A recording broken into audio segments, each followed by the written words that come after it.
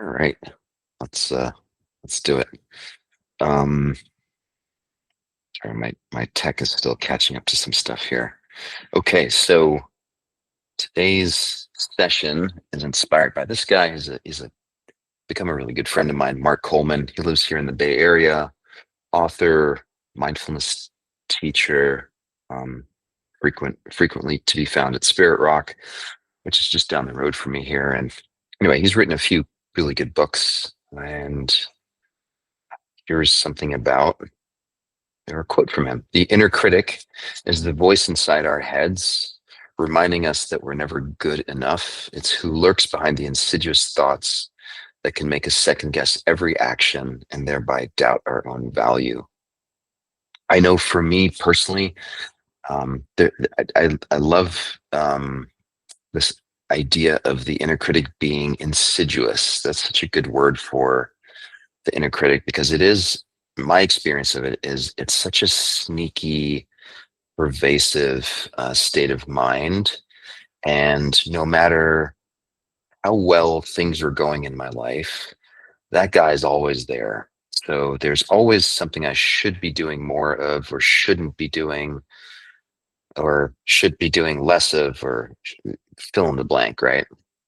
And it doesn't take long for me to habituate. So even when things go really well, I'll celebrate or experience the awesomeness of that thing that just went really well for I don't know hours, sometimes a few days if I'm lucky, and then very quickly that becomes the new baseline, and it's like yeah, that's you forget that months ago you were sitting there banging your head against the wall saying, oh, if only I could be at that place, and then you finally get there and you sort of gloss over it because the inner critic is sort of banging on our door at all times. So what I don't want to do is make the inner critic bad. The inner critic is there for a reason and is intimately tied to the negativity bias that our brain experiences. So I think of the inner critic as a sort of loud, rather unsophisticated, well, it depends on the age, but it's usually a very young version of ourselves. So there's, it could be like a 3-year old, it could be a 7-year old, a 12-year old, these different versions of younger parts of ourself that just don't have the capacity for nuance, let alone the ability to articulate certain needs or feelings or things like that. And so they're literally just, it's like the 3-year old throwing a tantrum and like banging his water cup on the table and insisting on things to be a certain way. That's the inner critic. And so we don't want to shame or make that inner critic bad. I think we want to meet that inner critic with two key skill sets that we practice here all the time. The first one is mindfulness. So you can't manage it if you don't know that it's happening, right? So the first part is really just cultivating that ability to take stock of what's going on for me right now. This feeling of dis-ease or this anger or this frustration, this irritation, whatever it might be. What exactly is that? Am I aware that it's actually happening? And can I separate self from that experience and realize they're not the same thing. I am not angry. I am not frustration. I am someone who's experiencing that. And so the question is why? And then can I meet that, like, whatever the answer is, can I meet it with some degree of compassion? So in the same way that, I, as an adult, have the ability to be in the presence of a 4-year-old throwing a tantrum. I don't take it personally. I don't think it's my fault. I don't think I'm a horrible human being because this 5-year-old wants more grapes or hot dogs or whatever it is and is, throwing a fit. I can be there with some degree of sobriety and compassion and realize like he's having a really hard time. So the $1 million question is, why is it so hard for us to do that for ourselves? And so that's the thing I want to explore today. So let's try it out. Go ahead and close your eyes.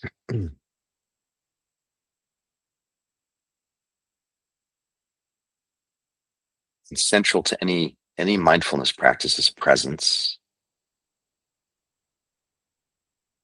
See if you can drop into right here, right now.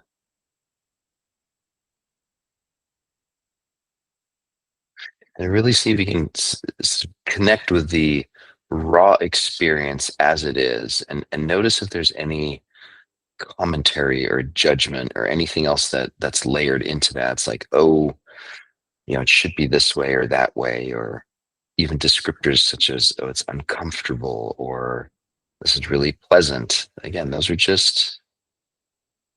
judgments. So right now, just notice the bare bones, just sitting, breathing, feet on the ground, eyes fluttering. A big part of mindfulness is learning how to live in a more sort of fact-based world.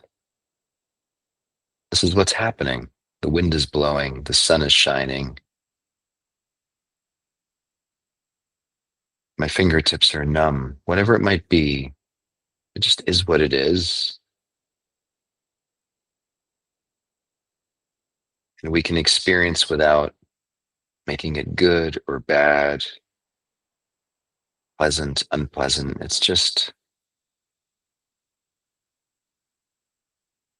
is.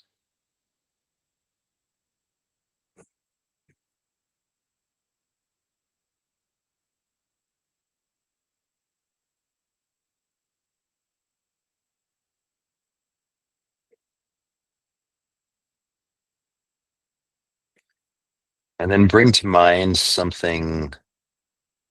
aspect of yourself or your life that you feel you are responsible for it not being the way that you'd want it to be. So maybe it's relationships with friends, maybe it's your health, your how you take care of yourself. Maybe it has to do with how much money you make or don't make. Sort of find one thing that just pops into your head.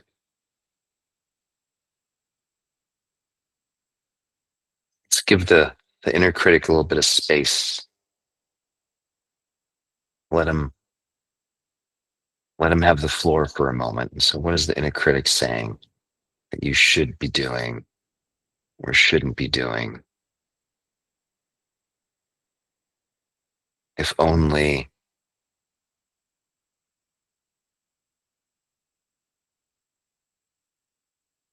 things would be so much better if only you you what?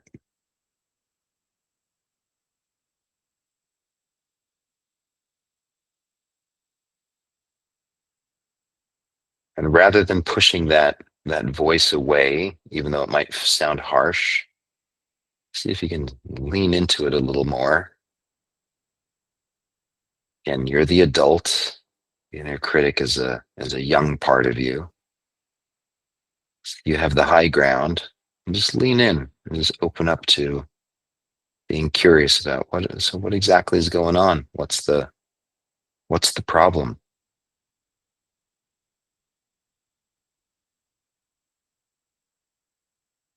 My guess is there's fear involved,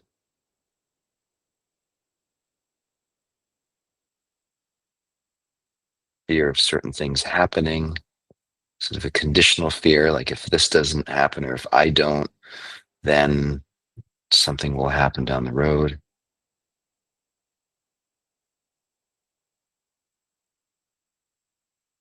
Just make space for that. Have your adult make space for the fear of this young part of you.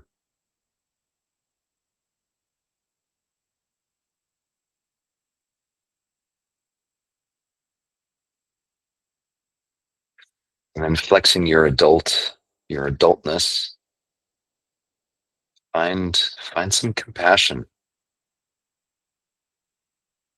4-year-olds, when they feel angry and they throw tantrums, it's not because they're bad people.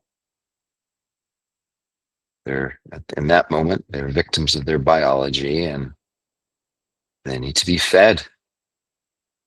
They don't know how to ask for it skillfully. And so they throw stuff and they yell.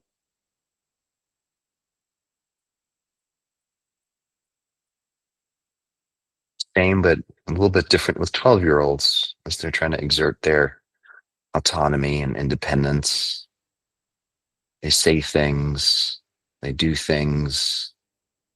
And again, we as adults hopefully can look in from the outside and say, oh, of course, that's what individuation looks like. It's not graceful, but that's totally normal. You can make space for it.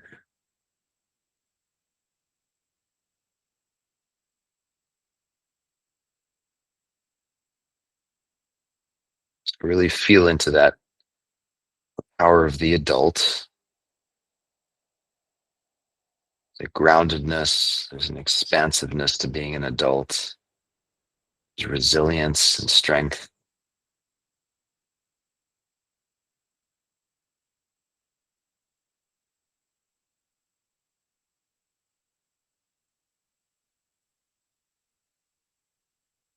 Now imagine inviting the adult in to meet the inner critic from earlier,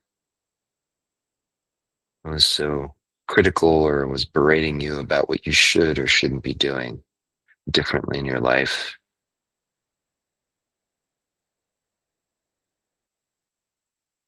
See if you can broker a meeting between the two. Invite them into the living room or the fire circle and let them let them meet, talk, interact.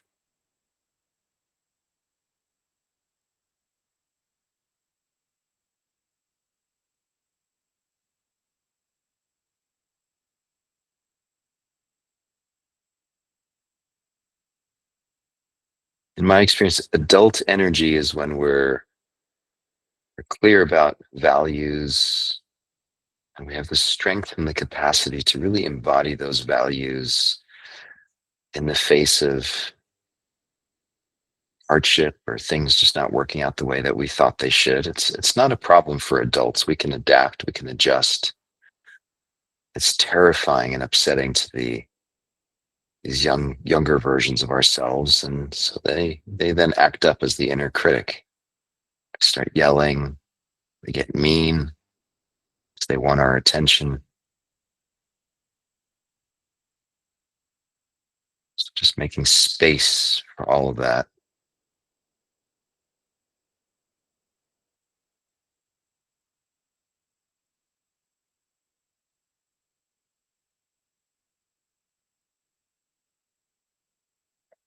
Take a deep breath in through the nose,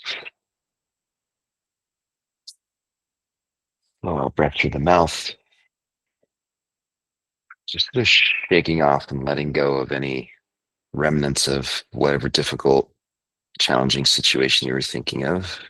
I'm going to hold the exhale for 5, 4, 3, 2, 1. In through the nose,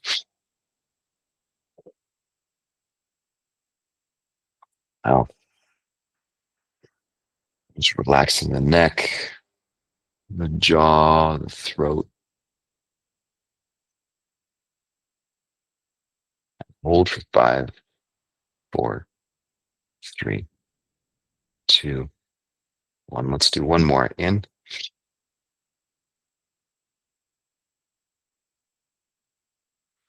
Just letting go.